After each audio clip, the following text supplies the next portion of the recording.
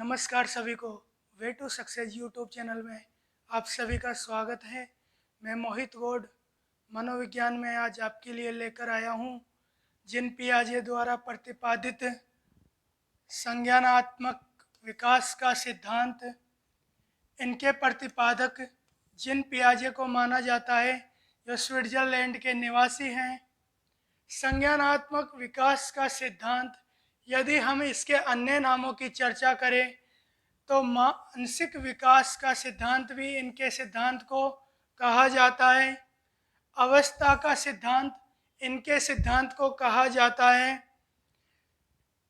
Gene पियाजे ने अपने संज्ञानात्मक विकास के सिद्धांत में सर्वप्रथम दो रूपों में विभाजित किया है। आइए देखते हैं दो रूप कौन कौन से। संज्ञानात्मक विकास का सिद्धांत, इसको जीन पियाजे ने दो रूपों में प्रतिपादित किया। सर्वप्रथम यह है संगठन अनुकूलन। संगठन किसे कहते हैं? प्रत्यक्षीकृत एवं बौद्धिक सूचनाएं प्राप्त करना।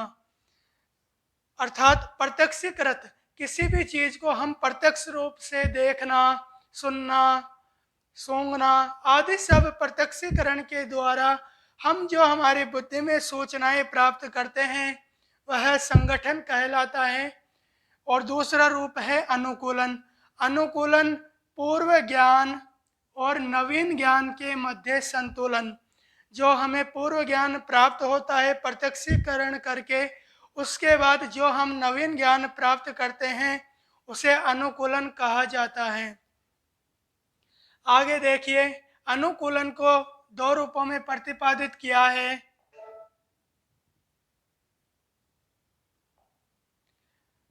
आत्मसातीकरण, विशिष्टीकरण।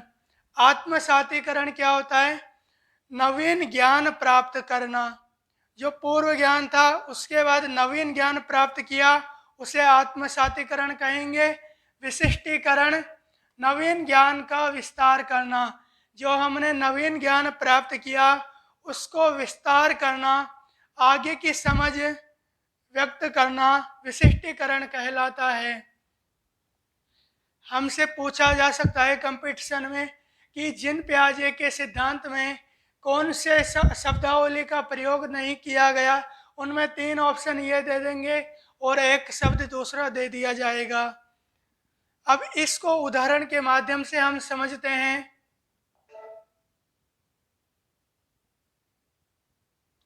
सबसे पहले संगठन।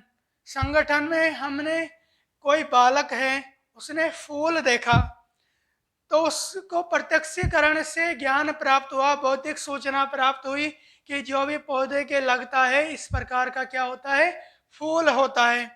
फिर उसके बाद अनुकूलन, दूसरी अवस्था में आता है अनुकूलन में। अनुकूलन में जब वह फूल बोलता है, फिर किसी के द्वारा बताया जाता है कि यह कमल का फूल है, तो उसका जो पूर्व ज्ञान था फूल, उसे इतना पता था कि जो भी पौधे के लगता है उसे फूल कहा जाता है। पर किसी ने बताया कि यह किसका फूल है? कमल का। कमल का फूल, फूल उसका पूर्व ज्ञान था और कमल का नवीन ज्ञान। पूर्व ज्ञान और नवीन ज्ञान के मध्य संतुलन करना अनुकूलन हो गया। आत्मसातीकरण, नवीन ज्ञान प्राप्त करना। उसने जो नवीन ज्ञान प्राप्त किया था कि इस प्रकार का कमल का फूल होता है और इस प्रकार का गुलाब का फूल होता है।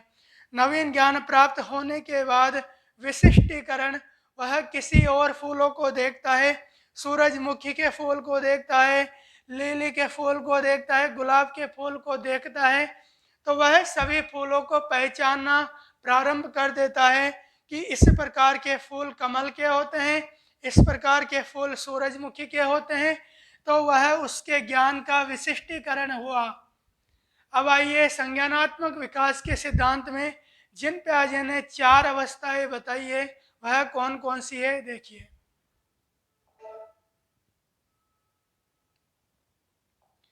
संज्ञानात्मक विकास में जीन पियाजे ने सर्वप्रथम संवेदना गामक अवस्था बताई है।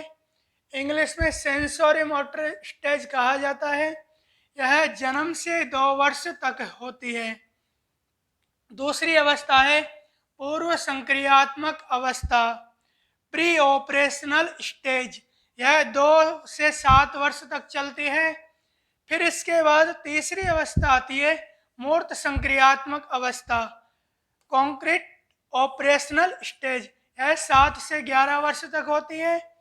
लास्ट और चौथी अवस्था होती है औपचारिक संक्रियात्मक अवस्था, फॉर्मल ऑपरेशनल स्टेज। यह 12 से 15 वर्ष तक होती है। यह 4 प्रकार की अवस्था हमने समझी, कौन कौन सी अवस्था होती है। अगले वीडियो में हम इन अवस्थाओं के बारे में विस्तार से चर्चा करेंगे। आज के लिए धन्यवाद। आशा करता हूँ सभी को समझ में आया होगा।